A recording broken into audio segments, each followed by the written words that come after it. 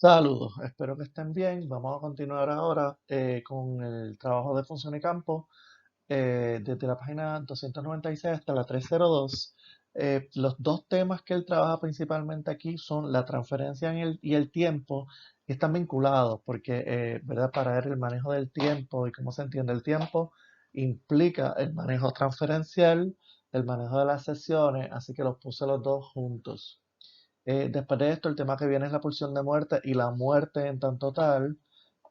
Así que eso lo dejé para la próxima clase. Así que vamos a continuar. Ok, Lacan obviamente va a seguir criticando el análisis no, la psicología del yo y el psicoanálisis que se está haciendo en su época, ¿no? Eh, Incluso desde cuando Freud estaba vivo, pero sobre todo hasta de su muerte, y que se había vuelto hegemónico.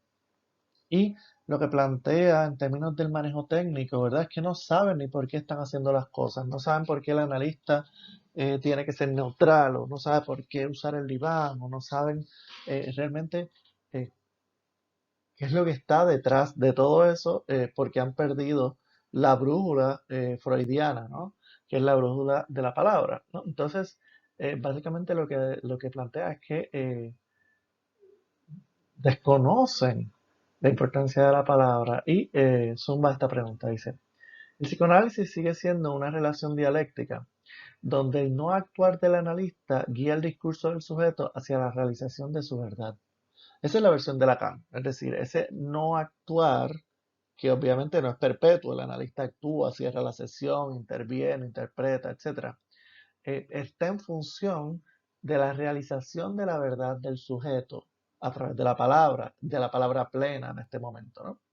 Pero obviamente la otra opción es lo que está ocurriendo, ¿verdad? Con el psicoanálisis, sobre todo en Estados Unidos, y es que, eh, ¿verdad? Si no cumple esa función dialéctica, o bien se reducirá a una relación fantasmática donde dos abismos se rozan sin tocarse hasta agotar la gama de las regresiones imaginarias, a una especie de bundling llevado a sus límites supremos en cuanto a pruebas psicológicas. Es decir, si no se toma en cuenta eso, lo que vamos a caer es un montón de escenarios, de fantasías, de objetos, de regresiones y todos estos elementos que son imaginarios, ¿verdad? Que nos dejan más en el terreno de los objetos, ¿verdad? O de estos escenarios fantasiosos, fantasmáticos, en lugar de ver el sujeto y un poco su historización, su verdad, todo lo que hemos venido trabajando. ¿Ok? Cuando él hace el ejemplo del bundling, ¿verdad? O menciona el bundling, perdón, como lo que hacen estas psicologías del yo, este análisis de la defensa, etcétera. Lo que está haciendo referencia, ¿verdad? Es una costumbre antropológica, ¿no? Que de los celtas, eh, donde se permite que alguien, incluso un extraño, pueda acostarse en la cama, usualmente era con una mujer, pero a condición de que no consumen, ¿verdad? O no tengan relaciones sexuales. Y usualmente lo que se hacía era que se envolvía a la mujer, ¿verdad? Para que fuera imposible el acto sexual. Entonces, un poco lo que está haciendo es que van a hacer todo lo posible para esa intimidad, que a nivel imaginario lo que llevaría sería precisamente ese encuentro, ¿no? Erótico, sin que eso ocurra. Entonces, no saben qué hacer. Freud estaba bien claro. Freud dice, eso no es importante. Lo importante de la transferencia o de esos sentimientos de amor que surgen en el análisis es que permita que salga el saber inconsciente. No tiene nada que ver con esas fantasías, no tiene nada que ver conmigo, ¿no? Lo importante es la palabra y ese saber inconsciente, ¿no? Entonces, Freud estaba bastante claro. ¿Ok?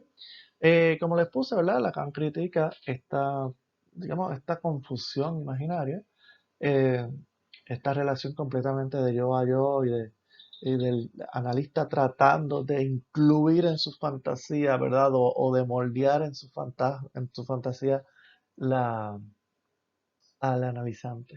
¿Ok?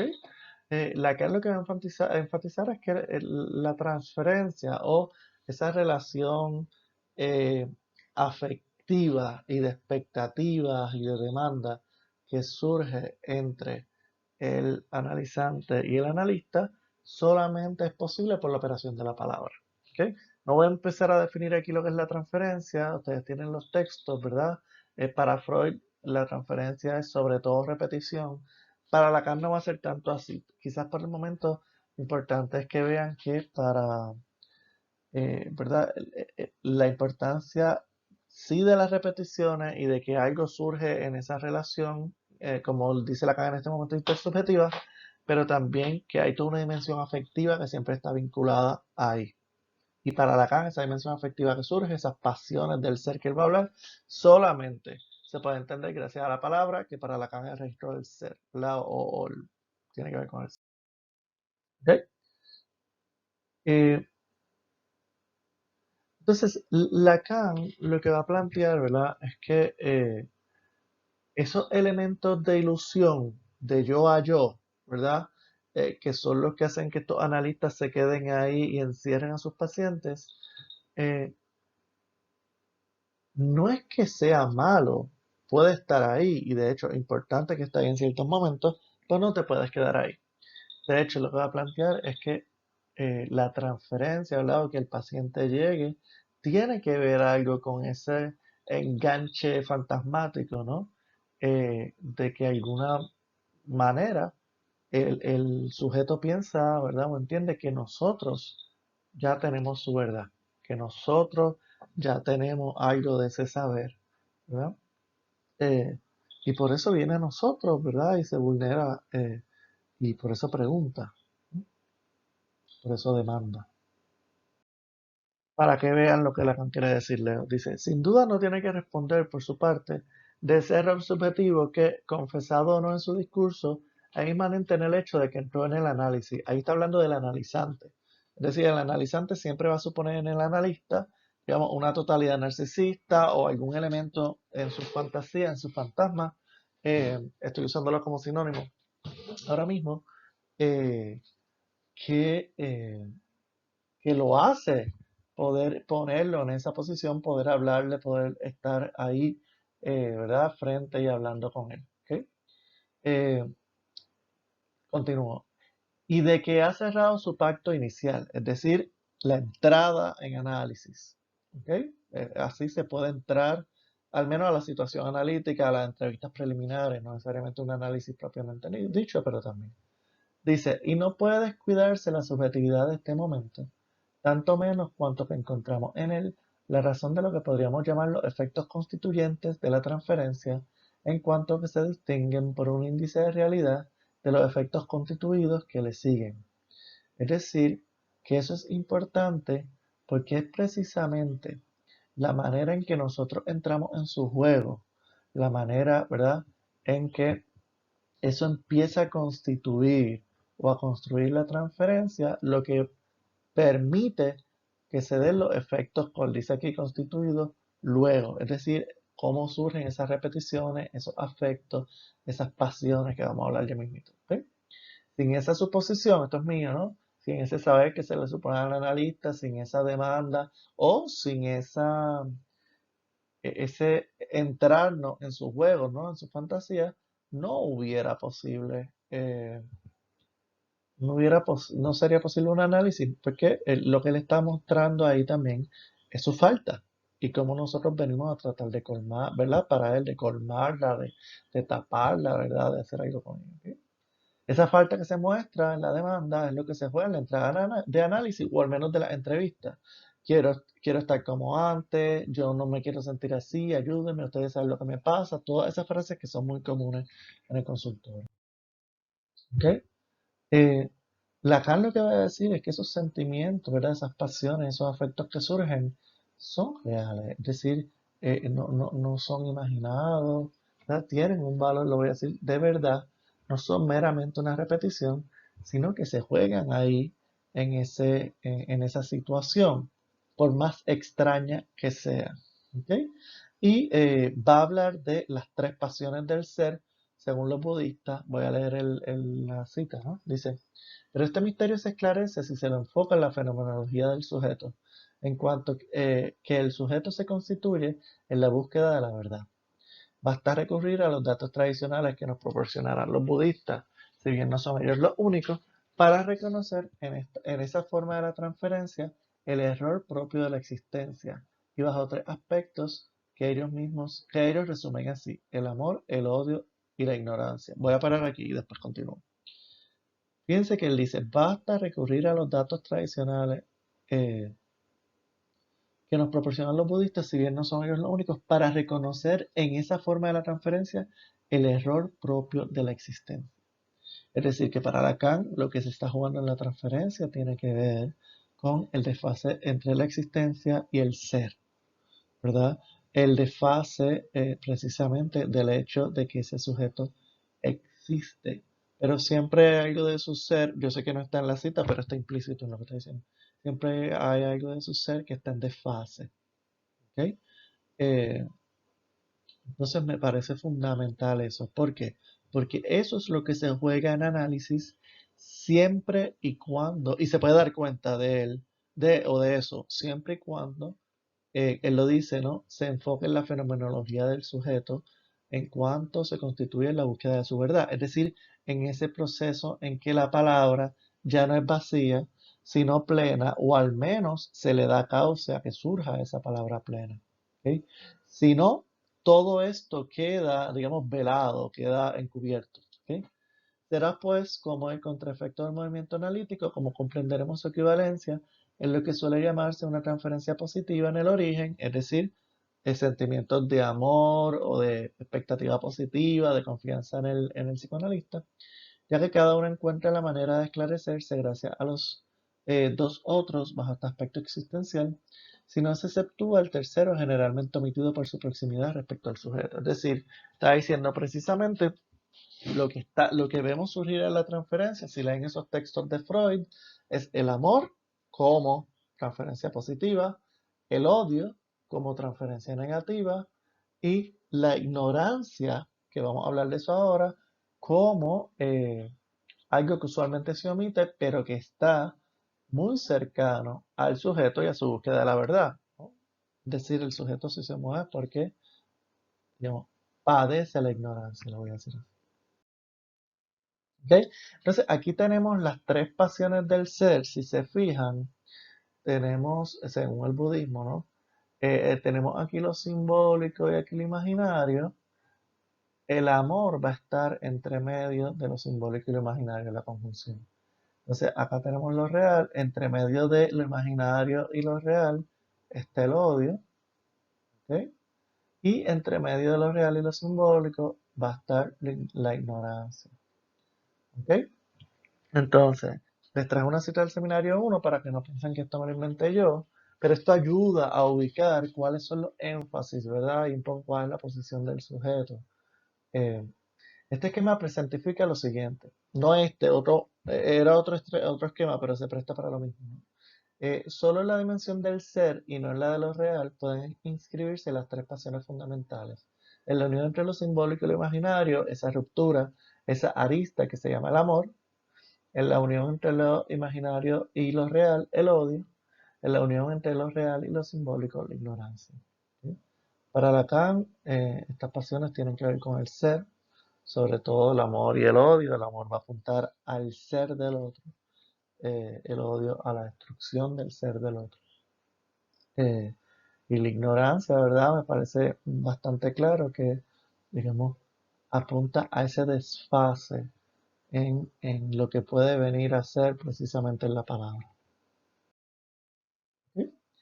Eh, Obviamente, ya lo anticipé, pero Lacan no lo había dicho en el texto, es importante, y él lo hace a través del análisis de la referencia, para poder entender lo que está pasando, usar los tres registros, ¿verdad? De lo simbólico, lo imaginario, lo real, para poder entender o analizar lo que está pasando. Fíjense que ya nada más con los afectos, yo puedo saber dónde está, digamos, ubicado ese sujeto, cuáles son los énfasis y qué es lo que entonces por dónde habría que trabajar, interpretar o para ver qué es lo que está haciendo el analista, ¿no? Dice, pues esta morada no está mal orientada ya que buscaba efectivamente la distinción, nunca producida hasta ahora en el análisis, de esos registros elementales de los cuales más tarde echamos los cimientos en los términos, de lo simbólico, lo imaginario y lo real. Entonces, Lacan va a hacer énfasis en que usualmente cuando se habla de la transferencia, se habla del amor y del odio, pero no de la ignorancia. Y él plantea la ignorancia como un afecto, ¿no? La pasión por la ignorancia, ¿no? Y es interesante, ¿verdad? Porque no se ve como algo puramente cognitivo o simbólico apartado de los afectos, aunque no sé, eso tanto Freud como Lacan es tan claro que es imposible, ¿no? Pero me parece importante ese énfasis. ¿Ok?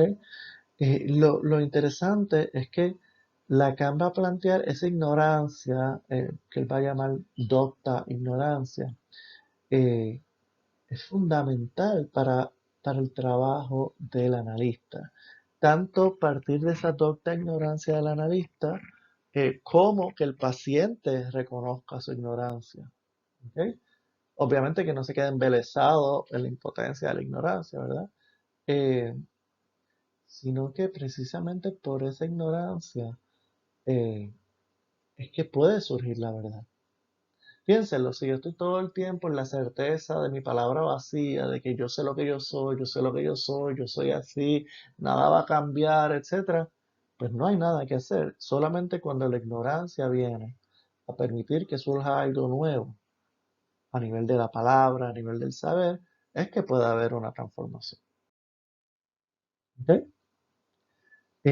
Entonces, de lo que se trata en el proceso es de que esa ignorancia, ese silencio, esa neutralidad del analista pueda darle espacio al sujeto de que surja la verdad. Ya lo hemos dicho, voy a leer, dice, queda el hecho de que esta abstención, la neutralidad analítica, la escucha, el estar callado, en silencio, ¿verdad?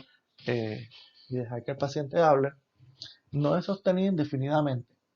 Cuando la cuestión del sujeto ha tomado la forma de la verdadera palabra, la sancionamos con nuestras respuestas, pero también hemos mostrado que una verdadera palabra contiene ya su respuesta y que no hacemos sino redoblar con nuestra ley su antífona. ¿Qué significa esto? Sino que no hacemos otra cosa que dar a la palabra del sujeto su puntuación dialéctica. De acá un poco lo que está diciendo es que cuidado con esa neutralidad analítica. Sí, somos ignorantes, sí, el saber está al lado del paciente, pero no estamos ahí para no hacer nada, para simplemente callar, sino que estamos ahí un poco para, como él dice, redoblar, ¿no? Hacer, eh, duplicar ese canto, ¿verdad? O esa palabra del paciente, eh, que ya está implícita en esa misma palabra. Lo que nos toca a nosotros como analistas sí es reconocer nuestra ignorancia, pero también puntuar esa palabra verdadera, eso de la verdad que surge en el análisis. El analista no está ahí para callar siempre. Y esa ignorancia solamente sirve en función de un saber que puede surgir y también hay que darle su lugar. ¿Ok? Ok, entonces les puso este diagrama porque me parece que Lacan lo trabaja eh, de un poco ambiguo, pero se puede pensar de estas maneras. La ignorancia es importante para el proceso y para la transferencia en tres vertientes, ¿verdad? Aunque la última está en ambos, ¿no? En el analizante tiene que tener algo de ignorancia, es decir, tiene que haber ahí algo que tropiece entre lo real y lo simbólico, ¿verdad? Algo que la palabra todavía no haya venido a coagular o a darle o a cifrar y que esté por salir, ¿no? Que se pueda producir durante el análisis. El analizante tiene que tener alguna pregunta o estar abierto a un nuevo saber, mínimamente, mínimamente. Así que la ignorancia se puede dar lado del analizante, pero también del analista. Si un analista piensa ya de antemano que sabe todo lo que pasa, que lo tiene planchado, etcétera, y no deja hablar al paciente, pues no va a pasar nada. ¿Ok? Esa escucha, el reconocer que el paciente no lo tengo yo, sino que es del inconsciente del paciente, ¿verdad? Que no está de mi lado, es una versión de la ignorancia, ¿verdad? Importante. Pero también en términos generales, lo dije ahorita, ¿no? La ignorancia es importante porque la ignorancia lo que, lo que dice o lo que plantea es que hay algo nuevo, algo más que puede salir, algo que no está ahora mismo en el discurso, pero sí puede incorporarse. ¿Ok? Eh, y la ignorancia aquí en ese sentido está vinculada tanto al saber como a la verdad. ¿Ok? Lacan va a hacer un paso ahora a hablar del tiempo. Voy a hablar un poco de esto, ¿verdad? Pero no está cambiando de tema. Realmente él está abogando por cómo se utiliza el tiempo como técnica analítica precisamente para manejar la transferencia, para permitir las intervenciones, lo que acabamos de decir, ¿no? El manejo transferencial y hacer que surja ese saber y trabajar con esas pasiones, etcétera. Entonces, va a plantear que en el tiempo, perdón, lo real y lo simbólico también se van a unir, es decir, que también hay algo ahí que puede surgir, ¿verdad? Eh, y, y dice que puede pensarse en dos vertientes principalmente, en el tiempo de la duración del análisis completo, ¿verdad? Porque la internacional tenía un plazo fijo, ¿verdad? De que tenía que ser mínimo un análisis 3 o 4 veces en semana por no sé cuántos años, ¿verdad? Pero también de la duración de la sesión, de la seance de análisis, ¿verdad? Él va a trabajar esos dos temas, vamos a hablarlo rapidito. Entonces, en cuanto a la duración del análisis, él dice que no podemos poner de antemano la duración del análisis, que fue lo que la Internacional Psicoanalítica hizo, diciendo que las sesiones tenían que ser de 50 minutos. Era realmente de 1 hora, pero eran 50, 45 minutos, estandarizando el tiempo de las sesiones, ¿verdad? Eh, y del análisis, ¿verdad? Tenía que ser X tiempo para tú poder ser psicoanalista, ¿no? Y Lacan lo que plantea es que no se puede calcular cuál es el tiempo de comprender del sujeto. ¿Sí? Les puedo enviar un texto con esto un poco más definido, pero Lacan habla de 3 tiempos lógicos, ¿verdad? El momento de la mirada, no, el instante de la mirada, disculpen, el tiempo de comprender y el momento de concluir. ¿Ok? El tiempo de comprender, ¿verdad? Es un poco eso mismo, ¿no? El tiempo que necesita el sujeto para eh, dar cuenta de lo que está pasando, de las relaciones, de sus representaciones, de sus afectos, ¿verdad? Eh, para luego poder concluir. Y ese tiempo, por decirlo así, es un tiempo subjetivo de cada cual, no es estándar, ¿no? No hay forma que yo diga, bueno, el tiempo de comprender para todo el mundo es 2 años o 50 minutos, ¿no? Lo otro, ¿verdad? Que Lacan va a plantear que para mí son dos caras de la misma moneda. Es que dice, es que si tú le pones ya un término al sujeto, ¿verdad? De cuándo, cómo se supone que él ya esté analizado o sepa de su inconsciente o de su verdad, realmente lo que estás haciendo es creando un espejismo y estás quitando fuera todo el proceso. Y Lacan dice, instalamos su análisis en una aberración que será imposible de corregir en sus resultados. ¿Por qué? Porque lo estás alienando en eso. Él ya está fuera de esa ecuación. O sea, cuando ya tú le pones un plazo para que eso salga, eh, estás diciendo un poco que eso es automático, no tiene nada que ver con él. ¿Ok? Entonces, Lacan hace referencia aquí al caso del hombre de los lobos de Freud, ¿verdad?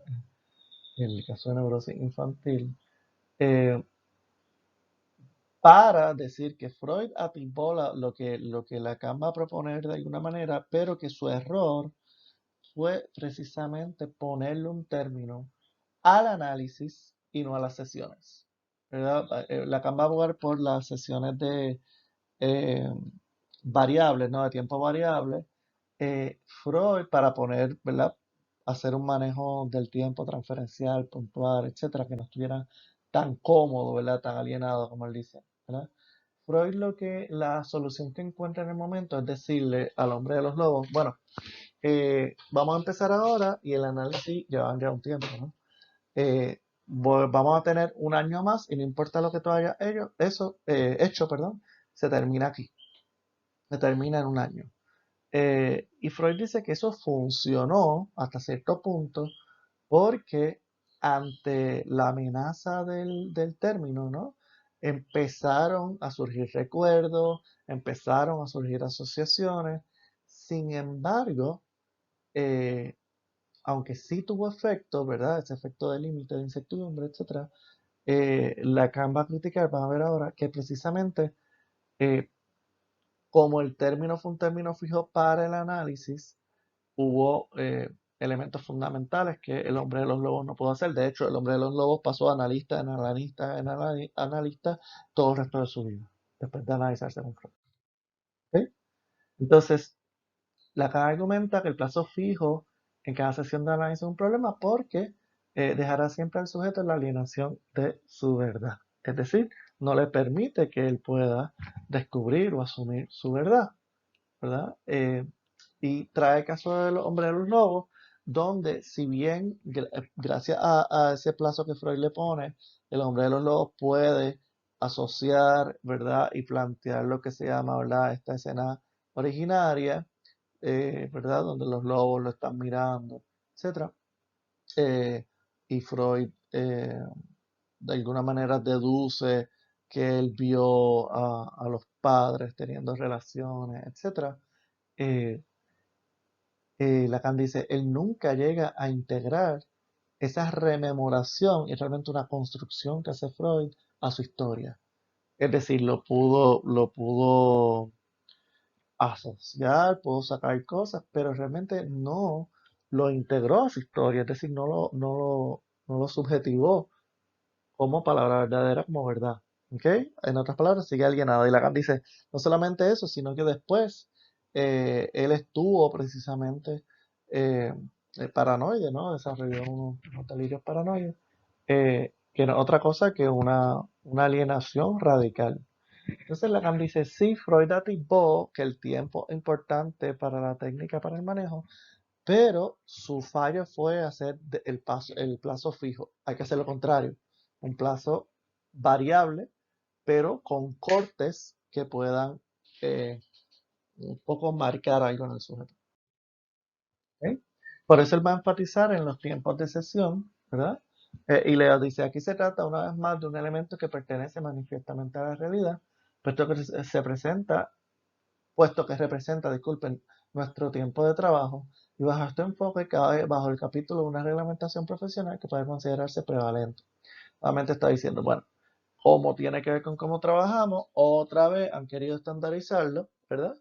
Eh, pero no saben por qué lo hacen. No saben por qué lo hacen. Y es muy peligroso hacer eso porque lo que hace es estéril un psicoanálisis. Entonces, lo que dice es que no se dan cuenta de lo que está involucrado en eso, y lo cito, dice, pero el tiempo en sesión, ¿verdad? Pero sus incidencias subjetivas no son menos importantes, y en primer lugar para el analista, si yo sé que yo tengo que escuchar a un paciente 50 minutos, pues realmente no estoy escuchando activamente. No puedo estar ahí no es que no lo pueda hacer, sí lo puedo hacer, pero un poco se pone automático, ya no tiene que ver ni con el analizante ni con el analista, sino con las reglas. Y se presta para esta caricaturización, ¿no? De que está el analista dormido o escribiendo otras cosas, ¿verdad? Lacan lo que está diciendo es, estás dejando fuera tanto al analista como al analizante si la sesión termina cuando dice el reloj, ¿no? Lo otro que dice es, para el sujeto en análisis, por otra parte, no puede desconocerse su importancia. El inconsciente se asegura con un tono tanto más comprensivo cuanto menos capaz es de justificar lo que quiere decirse. El inconsciente pide tiempo para revelarse. Es decir, el tiempo es fundamental para que el inconsciente salga. Pero Lacan está haciendo aquí muy sagaz, porque no dice si es mucho tiempo o poco tiempo, y precisamente el tiempo variable va a jugar con eso. Realmente el tiempo que hace falta no es un tiempo cronológico. El tiempo que hace falta es un tiempo que le dé un valor distinto a la palabra. Un tiempo que pueda recibir esa palabra de verdad, esa palabra plena. ¿Ok? Y dice el psicoanalista lo que desempeña un papel de registro, ¿ok? Al asumir la función fundamental dentro del intercambio simbólico, ¿no? De recoger lo que tocamos, el hombre en su autenticidad llama la palabra que dura. Es decir, nosotros estamos ahí para permitir que surja una palabra verdadera, una palabra que de alguna manera historice ese sujeto, le dé su lugar, ¿verdad? Etcétera. Realmente esto me parece muy lindo, ¿no? Dice, el analista, testigo invocado a la sinceridad del sujeto, depositario del acta de su discurso, referencia de su exactitud, fiador de su rectitud, guardián de su testamento, escribano de sus codicilios, perdón. El analista tiene algo de escriba. Estamos ahí no para pasar el tiempo, sino para recoger las palabras importantes de ese sujeto. Y por tanto, esa dimensión de escriba, ¿verdad? Interesante. El analista lo que hace es puntuar. El analista puntúa. ¿Ok? Se lo escribo yo, pero él lo dice básicamente. Dice, si bien el analista escriba, si bien el analista escucha, si bien está ahí en función de ese sujeto que está en análisis, ¿no? El analista, como él va a decir después, no guía al analizante, pero sí guía a la cura. ¿Ok? Aquí dice, pero sigue siendo ante todo el dueño de la verdad, de la que ese discurso es el progreso. Es él, ante todo, el que puntúa, como hemos dicho, su dialéctica. El analista está ahí para subrayar, puntuar lo que, eh, lo que es precisamente eh, todo este quehacer de la palabra y el surgimiento del sujeto, ¿no? Lacan aboga por las sesiones de tiempo variable, ¿verdad? Y dice, la suspensión de la sesión no puede dejar de ser experimentada por el sujeto como una puntuación en su progreso. Es decir, al terminar la sesión, eso le puntúa, le resalta, dice que algo de lo que dijo fue importante. Si dejamos que sea el reloj que lo dice, ya no importa. ¿Ok? Y en ese sentido, cuando dice que el inconsciente necesita tiempo para revelarse, no es tiempo cronológico, es que se le dé otro valor al tiempo. ¿Ok? Y lo interesante es que cuando dice que de la puntuación hace un equivalente a los textos sagrados y realmente a los textos, donde tú pongas el punto, o si falta un punto, eso cambia todo. Un punto, una coma, ¿verdad? Pero aquí un punto. De hecho, al corte de las sesiones, Lacan le va a llamar escansión. Y escansión puede significar algo equivalente a subrayar, pero escansión, ¿verdad? Y es importante porque cuando el sujeto dice algo que puede ser importante o algo que surge del inconsciente, puede terminar la sesión, ¿verdad? Marcando algo ahí, está subrayando algo ahí. Pero también escansión es como se llama cuando termina cada verso. ¿No? Y en ese sentido, ¿verdad? Si cada sesión termina con una escansión, es como si cada sesión fuera un verso y el analista lo que está haciendo es permitiendo, con las puntuaciones, con los cortes, que el analizante escriba el poema de su vida, por decirlo de alguna manera, ¿no? El análisis no es otra cosa que poesía, ¿no? Me parece, ¿verdad? Que Lacan lo está diciendo de alguna manera, ¿no? Y hay que tratarlo como un texto, pero obviamente un texto vivo, por decirlo de alguna manera, ¿no? Sigo leyendo, dice, ¿verdad? Hablando del no actuar o de la escucha, del silencio, de la neutralidad analítica, dice, pero este no actuar tiene su límite, si no, no habría intervención. ¿Y por qué hacerla imposible en este punto? Sí, privilegiado. ¿Qué está diciendo? Sí, escuchamos, sí, estamos ahí para recibir la palabra, pero estamos ahí también para hacer algo con esa palabra y algo que se puede hacer es puntuarla, expandirla, terminar la sesión, darle otro valor a esa palabra. ¿Ok? En estos últimos slides voy a hablar un poco, ¿verdad? Del hacer el análisis del tiempo en el obsesivo, para dar cuenta que el tiempo no es cronológico y que el tiempo en las neurosis, este texto sobre todo las neurosis, eh, es distinto cómo se juega en la fantasía y precisamente es con eso con lo que puedes romper, ¿verdad? O quebrar o abrir a otra cosa este manejo del tiempo en sesiones, que no es otra cosa que un manejo transferencial del tiempo, un manejo de hacer algo en esa relación y en esa repetición, ¿no? Y es curioso porque trae a colación algo que Hegel efectivamente no menciona, eh, y es que dice que el obsesivo, ¿verdad? Que si lo habíamos dicho la vez pasada, que se identifica, ¿verdad? De alguna manera en esta lucha del amo contra el esclavo, eh, se puede quedar en la posición del esclavo precisamente porque su tiempo es el tiempo de la espera, ¿no? El obsesivo así es como escatológico, ¿no? También, ¿no? Es el tiempo de la espera de que el amo muera, porque cuando el amo muera, él puede entonces vivir sin tener que pelear, ¿no?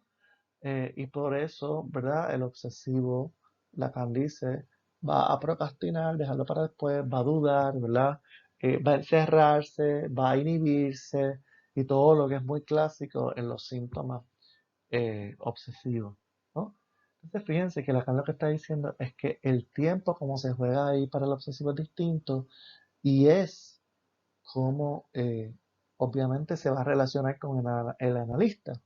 Precisamente él puede esperar toda la sesión, no le pesa esos 50 minutos, ¿no? Hacer otra cosa con el tiempo sí puede tener otro efecto. De hecho, Lacan va a decir que precisamente esa relación con el tiempo deja saber algo de la posición subjetiva del obsesivo y si no tomamos en cuenta ni la palabra ni el tiempo, no nos vamos a dar cuenta de ello, ¿no?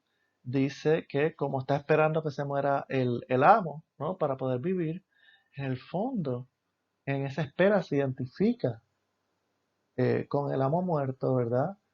Y se identifica a él como muerto. Entonces está muerto en vida esperando para vivir. Realmente, por eso en su neurosis está perdiendo la posibilidad de vivir, ¿no? De amar, de producir, de hacer un montón de cosas, ¿no? Entonces Lacan dice, ¿verdad? Que un obsesivo muy fácilmente puede, puede cuadrar muy bien con esas reglas del análisis estandarizado. Entonces, trae un ejemplo, ¿no? Y dice, y nos hemos dado cuenta, ¿no? Que precisamente estas sesiones de tiempo variable, como le llamaban, sesiones cortas, permitieron que un caso donde él se quedaba hablando y especulando, ¿verdad? Y en este encierro narcisista de palabra vacía, que surgiera una palabra plena, un saber inconsciente, ¿verdad? De esas fantasías de embarazo anal, ¿verdad? Y de la cesárea, que si no, no hubieran salido. Es decir, está diciendo, es un manejo técnico, pero también un manejo transferencial, ¿no? Él está esperando que el analista se muera para entonces poder hacer algo de eso. Las sesiones cortas o de tiempo variable lo que hacen es romper con ese subterfugio y hacer que salga el saber inconsciente, ¿no? ¿Ok?